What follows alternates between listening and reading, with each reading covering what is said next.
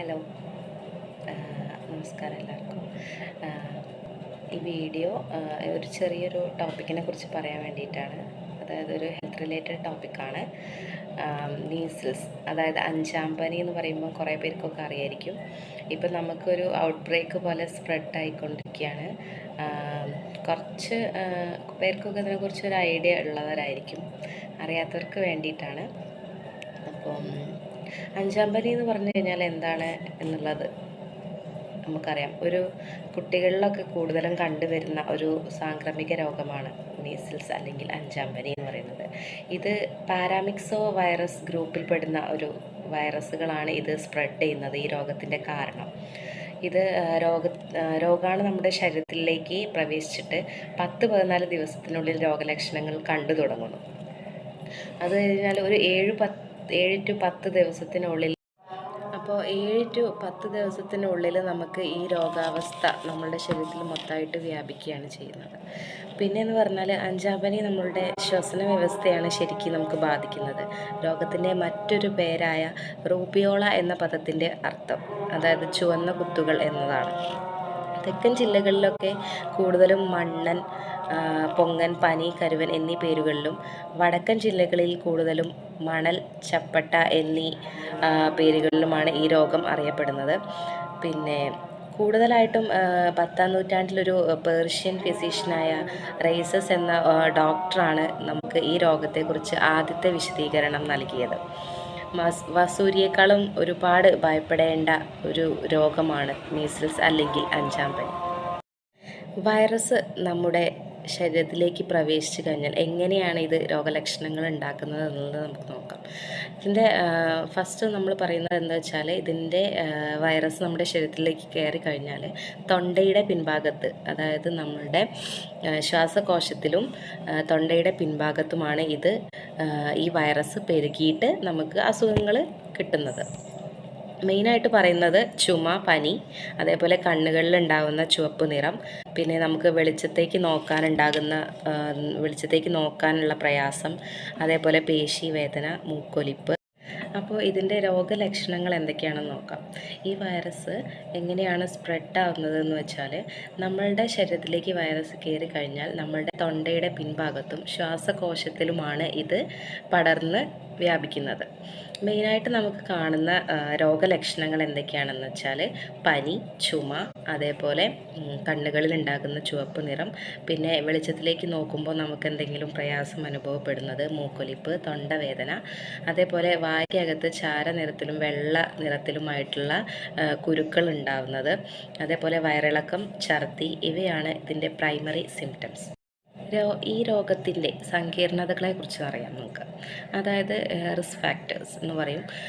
കൂടുതലായിട്ടും മാൽന്യൂട്രീഷൻ ഉള്ള കുട്ടികളിൽ, അതായത് പോഷകാഹാരക്കുറവ് ഉള്ള കുട്ടികളിലാണ് നമുക്ക് ഇത് കാണപ്പെടുന്നത്. അതിൻ്റെ കൂടെ തന്നെ നമുക്ക് ലുക്കീമിയ, HIV പോലുള്ള രോഗങ്ങൾ ബാധിച്ച കുട്ടികളിൽ, പിന്നെ പൊതുവെ പോഷകക്കുറവ് ആണ് നമ്മളുടെ നാടുകളിൽ കൂടുതലായിട്ടും കാണുന്നത്. 5 വയസ്സിന് താഴെ പ്രായമുള്ള കുട്ടികളിലും ഇത് കാണപ്പെടുന്നുണ്ട്.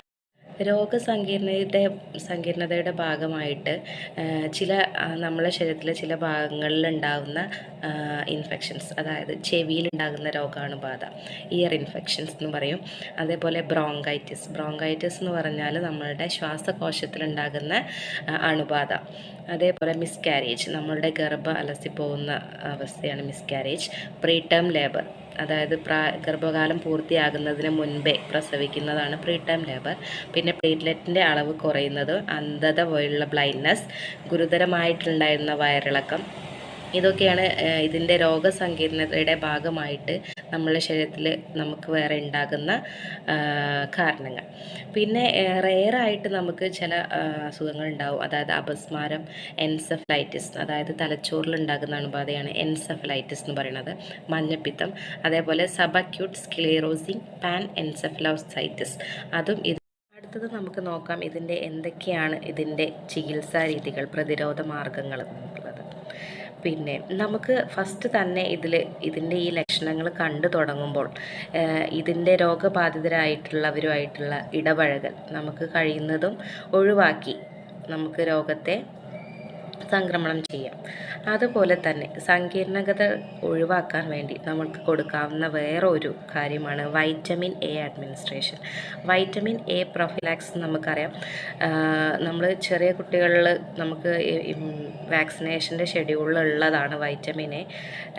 അത് രോഗിയെ കാണുന്ന ആദ്യ ദിനത്തിൽ നമ്മളൊരു ഡോസ് കൊടുക്കും.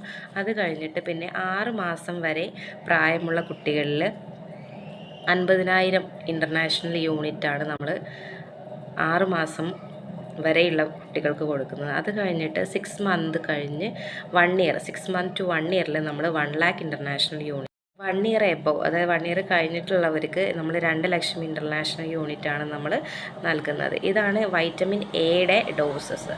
ആദ്യം നമ്മൾ ആദ്യ ദിനത്തിൽ കൊടുക്കും. അത് കഴിഞ്ഞ് 6 മന്ത് ടു 1 ഇയർ, പിന്നെ 1 year to 1 year and above ഉള്ളവർക്കാണ് നമ്മൾ വൈറ്റമിൻ എ പ്രൊഫൈലാക്സിസ് നമ്മൾ നൽകുന്നത്.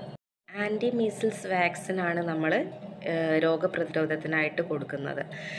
ഇത് ആൻറ്റി മീസിൽസ് വാക്സിൻ എന്ന് പറയുന്നത് നമുക്ക് സജീവ പ്രതിരോധമായിട്ടും അതേപോലെ ഗാമ ഗ്ലോബുലിൻ എന്ന് പറഞ്ഞിട്ടുള്ളത് നിഷ്ക്രിയ പ്രതിരോധ മാർഗമായിട്ടും ഉപയോഗിക്കുന്നുണ്ട്.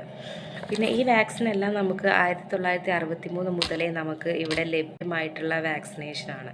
അമ്മയിൽ നിന്നും കുഞ്ഞിന് മുലപ്പാലിലൂടെ 9 മാസം വരെ ആൻറ്റി മീസിൽസ് വാക്സിൻ്റെ പ്രതിരോധം ലഭിക്കുന്നതാണ്.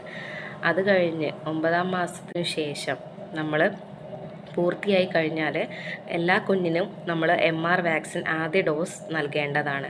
അതിനുശേഷം 16 മുതൽ 24 മാസത്തിനുള്ളിൽ നമ്മൾ MRൻ്റെ സെക്കൻഡ് ഡോസും നൽകേണ്ടതാണ്. ഈ രോഗം കണ്ടെത്തിയാൽ ഉടനെ ഇത് ആരോഗ്യ പ്രവർത്തകരെ അറിയിച്ച് അതിൻ്റെ ആവശ്യമായിട്ടുള്ള മുൻകരുതലുകൾ എടുക്കേണ്ടതാണ്. സോ ഈ ഒരു ചെറിയൊരു വീഡിയോയിൽ നിന്ന് ജസ്റ്റ് മീസിൽസ് എന്താണെന്നും അതിൻ്റെ മെയിൻ സിംറ്റംസും അതിൻ്റെ കോംപ്ലിക്കേഷൻസും അതേപോലെ അതിൻ്റെ ട്രീറ്റ്മെൻറ്റ്സ് ആൻഡ് മാനേജ്മെൻറ്റിനെ കുറിച്ചാണ് പറഞ്ഞത്. സോ ഇത് എല്ലാവർക്കും മനസ്സിലായി എന്ന് വിചാരിക്കുന്നു. Thank you.